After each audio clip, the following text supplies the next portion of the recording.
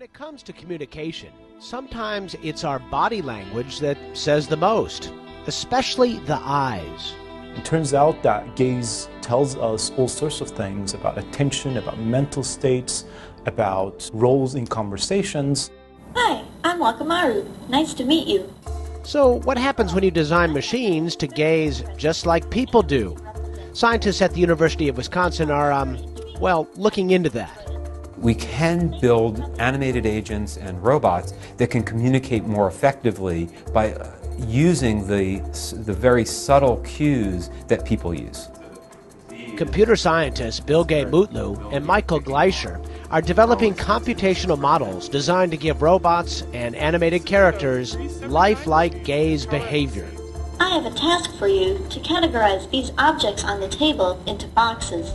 Mutlu demonstrated an experiment for us that looks at how well humans carry out a robot-directed sorting task. In one case, the robot very naturally glances toward the objects on the table it wants sorted as it speaks. Could you help me put the green object with one peg into the red box, please? In another case, the robot just stares at the person. Could you help me put the green object with two pegs that is shorter into the red box, please? When the robot uses human-like gaze cues, people are much faster in locating the objects that they have to move. Another experiment explores how an animated character's eyes affect human learning. Today I will be telling you a story that comes straight from ancient China. When the lecturer looked at the map at appropriate times to indicate to the participant that now as I'm talking about something on the map, the participant ended up learning more about the spatial locations. The Wisconsin team hopes their work will transform how humanoid robots and animated characters interface with people, especially in classrooms. We can design technology that really benefits people in learning, in health and well-being, and collaborative work. Now that's technology worth keeping an eye on. Experience CBS News. Today we're at Fort Defiance in Red Hook, Brooklyn. It's a little seasonal American restaurant with cute vinyl tablecloths, black and white tiled floors, and a sort of retro, charming feel. It's run by St. John Frizzell, a food and drink writer. He used to bartend at the Pegu Club, which is very well known for its cocktails, so Fort Defiance gets a lot of press for its drinks. But the food is also worth talking about. Since May, Fort Defiance has had a new chef, Adam Baumgart, who is a cook at Prune and a pastry chef at Bluebird Coffee Shop. Adam is very good at sweets. It was the buttermilk pie he cooked for St. John a few months ago that got him his job. For the next few weeks, this fantastic blueberry peach pie will be on the menu. According to Adam, the key to a flaky pie crust is keeping the butter in the dough very cold until the moment the pie goes into the oven. To do this, he chills all of his ingredients overnight in the fridge, including the salt, sugar, and flour, so that when he mixes them with the butter, everything stays cold. He chills the dough overnight, and the next day he rolls it out, shapes it into a crust, and chills it again. He mixes fresh New Jersey blueberries and peaches with a bit of sugar, lemon zest, and a touch of flour. These go into the pie, which is baked until it's a deep golden brown. Adam prefers his pie runny rather than compact and chewy, and I have to agree. There's something really great about a pie filling that's closer to a blueberry jam in texture. When I tried this for the first time, it was still warm from the oven and served with fresh whipped cream. The blueberries had melted a little, the peaches added a natural burst of sweetness, the crust was buttery and plush, and the cream added a great textural contrast. Adam actually prefers fruit desserts to chocolate ones and has been making this pie for years. It's one of his favorites, and now it's one of mine. For those of us who love the taste of summer fruit desserts but don't want to heat up our kitchens, it's worth a stop by. Experience CBS News.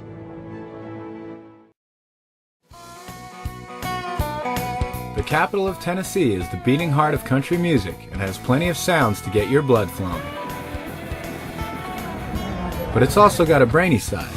Great museums, grand old architecture, and a thriving university community complement the bright lights and late nights of Nash Vegas. The Country Music Hall of Fame and Museum is a good place to start, and a look into Nashville's star-studded history. Artifacts like Elvis's gold Cadillac and Hank Williams suits are enshrined like religious relics. The nearby Ryman Auditorium is also hallowed ground and hosts a wide array of contemporary acts. The Grand Ole Opry Variety Show took place here for 31 years, until it moved out to Music Valley and the Opryland Complex in 1974. An Opry performance is still a Nashville highlight. Cobblestone-paved Printer's Alley used to be home to the city's thriving printing industry. Now it's the heart of the district downtown, where tourists hunt for tacky souvenirs, western wear, and a midday beer. Stop in Gruen Guitars to pluck master-crafted instruments worth more than automobiles. Cross the buzzing Vanderbilt University campus to Centennial Park, where you can gawk at a full-size plaster model of the Athenian Parthenon. Nearby, Manuel sells Couture Cowboy. Manuel has dressed just about everybody. He put Johnny Cash in black, Elvis in gold lame, and Ronald Reagan in lots of things. I dressed him as an actor, I dressed him as a lawyer, and I dressed him as a governor, and then I dressed him as a president, which is cool. The East End neighborhood is home to the Five Points. Art galleries, cafes, and night spots make this Nashville's newest hip destination and a favorite local hang. Take a short trip out of town to Hermitage, the former home of 7th President Andrew Jackson. The 1,000-acre compound affords a look into 19th century plantation life. Belmead Plantation is where the Harding-Jackson family began raising thoroughbreds in the early 1800s. Today's Kentucky Derby horses all have a common ancestor in Belmead sire Bonnie Scotland, who died in 1880. Head back downtown for a bite and you'll find a wealth of local flavor, like the classic Meat and Three, a heaping portion of greasy meat with your choice of 3 home-style sides. Arnold's Country Kitchen is as good as it gets. Monell's is a family-style sit-down with a gut-busting array of down-home delicacies. When night falls, Lower Broadway is the spot for beer and guitar-fueled nightlife. Crowds of tourists wear crisp new cowboy boots to the honky-tonk. The floorboards vibrate every night of the week. A proper night out in Nashville should leave your ears ringing, your stomach stuffed, and your legs exhausted. Experience CBS News. Part of the reason for rising gas prices is rising tension with Iran. Tehran today cut off oil shipments to Britain and France, a response to the tough sanctions against Iran over its nuclear program. Here's Elizabeth Palmer. Iran's Revolutionary Guard started war games this weekend in the country's central desert. They're meant to send a message to the world that Iran is ready for, as its foreign minister put it, any worst-case scenario. In other words, an attack by Israel.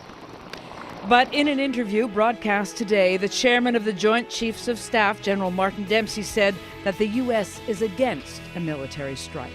We think that it's not prudent at this point to decide to attack Iran. I mean, that's been our counsel to our allies, the Israelis, well known, well documented. Last week, Iran's president said again that Iran's nuclear program is for peaceful purposes only. Few Western politicians believe that. But for the moment, they argue that bombing Iran's many nuclear installations would only slow the program. Britain's Foreign Secretary, William Hague, supports instead further tough diplomacy. I think Israel, like everybody else in the world, should be giving a real chance to the approach we've adopted of very serious economic sanctions and diplomatic pressure and the readiness to negotiate. Sanctions led by the United States are starting to bite. Businesses in Iran have a hard time getting international financing, and the price of food and essential goods is rising fast. The price of meat, say Tehran shoppers, has doubled in 3 months. Iran is also wrestling with restrictions to its oil sales, restrictions brought about by sanctions. Tonight, there are signs the pressure may, just may, be working. Even as the war games got underway, Iran's leaders offered to reopen negotiations on their nuclear program and to meet in Tehran with inspectors from the International Atomic Energy Agency tomorrow and Tuesday. Elizabeth Palmer, CBS News, London.